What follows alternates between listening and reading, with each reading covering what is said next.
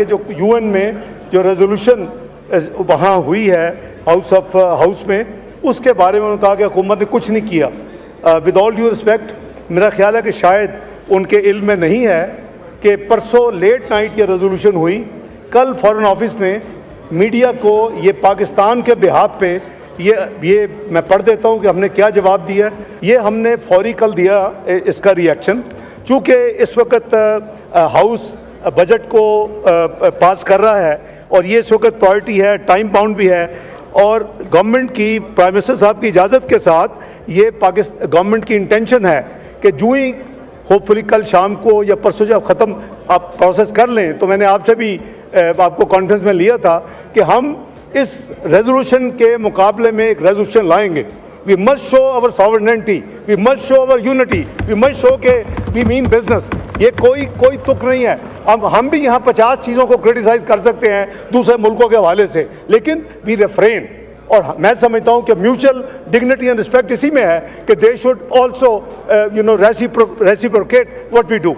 तो हमने इसका नोटिस लिया है, इसकी ड्राफ्ट रेजोल्यूशन तैयार है। बोथ ट्रेजरी बेंचेस के जो जितने पार्लियामेंट्री लीडर्स हैं और अपोजिशन के साथ शेयर होगी। And I would request that we should must come in unity with a clear resolution against और in response to the US resolution, number 1। दूसरी जो बात इन्होंने फरमाई कि जी ये जो राइट ऑफ वोट ओवरसीज़ के लिए है, हम हाजिर हैं। Let's come together, let's make a constitutional amendment. ये कोई तुक नहीं है कि बाहर के जो लोग, मैं PMLN इंटरनेशनल जो ओवरसीज़ है उसका मैं प्रेसिडेंट हूँ सिंस 2003। मैं से ज़्यादा कौन इंटरेस्टेड होगा कि जी उनको हकूक़ मिले, क्योंकि इट इज़ माई ड्यूटी। लेकिन उसके लिए क्या चाहिए?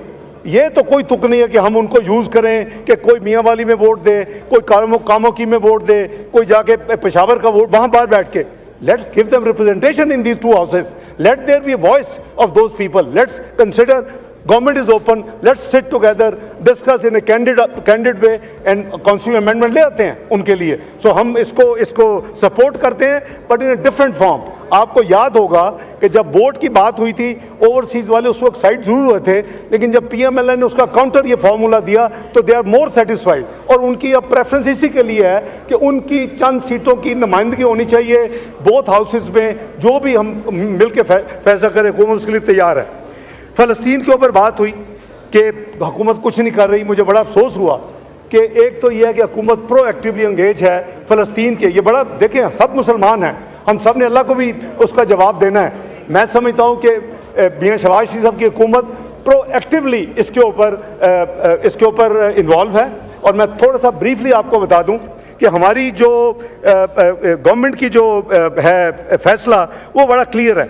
हमने ये कैटेगोरिकली ये ऐलान किया हुआ है कि जी हम इसको किसी भी सूरत में इस जो कुछ हो रहा है उसको हम इंडोर्स नहीं करते, बल्कि हम उसकी मुखालफत करते हैं। अब उसके लिए हमने जो चीज़ें 3 हमने फोरम्स हैं पिछले 4 महीने गवर्नमेंट को आए हुए, 3 फोरम्स पे OIC में जो इस्लामी उम्मा की 57 ममालिक की एक बॉडी है, और उसका मैं समझता हूँ उसका प्राइम फ़र्ज़ है कि इसके ऊपर काम करें। हमने प्रोएक्टिवली जो गैम्बिया में बैंजोल में मई में जो वहाँ हुआ समिट, उसके ऊपर पाकिस्तान ने बिल्कुल क्लियर टर्म्स में 2 काम बल्कि 3 काम किए। गज़ा के ऊपर अपनी पोजीशन बड़ी कैटेगोरिक दी, और क्या दी कि जी हमें इजराइल को हमने कंडेम किया। किसी ने बाय नेम शायद मुसलमान ममालिक में से इतना बोल्डली कंडेम नहीं किया होगा जितना पाकिस्तान की नुमाइंदगी करते हुए मैं जिसने कंडेम किया पाकिस्तान और आपके भी आप पे। हमने कहा कि ये जो ये जंग है इसको फौरी बंद होना चाहिए। ये जो फूड फ्लो है, जो ह्यूमैनिटेरियन असिस्टेंस है, उसमें कोई रुकावट नहीं होनी चाहिए। हमने कहा कि ये जो सीज़ फायर है ये 1967 के प्री जो बॉर्डर्स थे उसके ऊपर होनी चाहिए, और वो फ़लस्तीन की जो अल-कुद्स अल-शरीफ है वो उसका कैपिटल होना चाहिए। तो प्लीज़ ये ना कहें कि हुकूमत की कोई इस पर पॉलिसी नहीं है, हुकूमत इसको सीरियसली नहीं ले रही। OIC के बाद टर्की ने D8 council of foreign minister की मीटिंग इस्तांबुल में की। पाकिस्तान की नुमाइंदगी करते हुए हमने पाकिस्तान की पूरी इन्हीं लाइनों के ऊपर वहाँ अपनी नुमाइंदगी करके उनको सपोर्ट किया, और ये ग्लोबल मीडिया में सब जगह ये रिपोर्टेड है। तीसरा, अम्मान में king of Jordan, president of Egypt, United nation के सेक्रेटरी जनरल ने अभी चंद दिन पहले उन्होंने 65 ममालिक की हेड्स ऑफ गवर्नमेंट समिट की।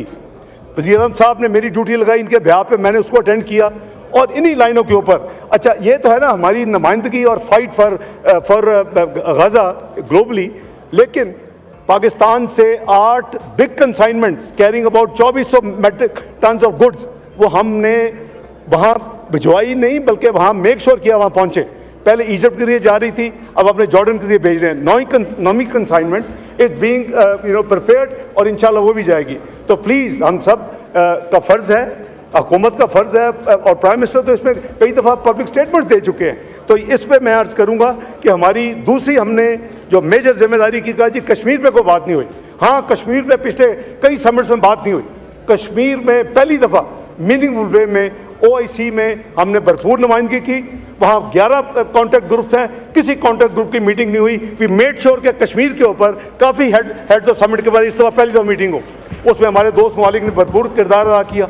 तीसरा हमने क्या किया जनाब स्पीकर, इस वक्त फोबिया, इस्लामोफोबिया, हमारा ब्लास्फेमस मटीरियल आता है, किसी को कोई परवाह नहीं है। हमारी कुरान हकीम के बारे में, हमारे नबी पाक सल्लल्लाहु अलैहि वसल्लम के बारे में, हमारे इस्लाम के बारे में, भाई अगर जो एंटी सेमिटिज्म है वो रिमूव हो सकता है तो ये इस्लामी मटीरियल क्यों नहीं रिमूव हो सकता इन तमाम ऐप से जल्दी, ताकि वो फैले ना और जो दिल आज़ारी होती है वो ना हो।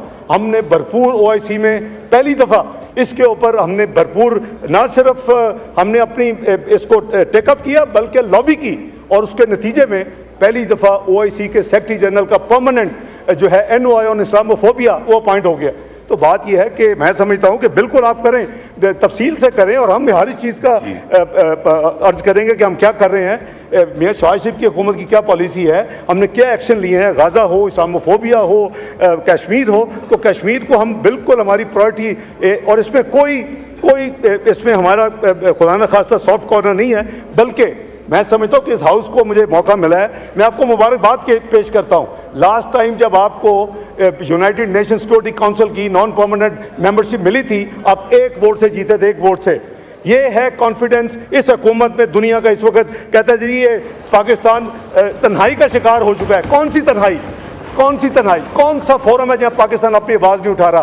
और उसके नतीजे में एक वोट से हम नहीं जीते जनाब स्पीकर, 187 वोट पड़े और 182 वोट से Pakistan non permanent member United nation security council का इलेक्ट हुआ है। और ये 20-25-20-26 2 साल के लिए मेंबरशिप है। हम उस फोरम को भरपूर इस्तेमाल करेंगे, हम पाकिस्तान का पूरी तरह फ़र्ज़ अदा करेंगे, हम गज़ा पे भी अपना नुमाइंदगी पूरी तरह करेंगे, जिम्मेदारी अदा करेंगे, कश्मीर पे भी करेंगे, और तमाम इंशाल्लाह जो मामलात हैं उसके ऊपर मैं समझता हूँ कि हम इंशाल्लाह अपनी जिम्मेदारी करेंगे। मज़ीद हालात हाज़रा से बाखबर रहने के लिए हमारे चैनल iPoint TV को सब्सक्राइब करें।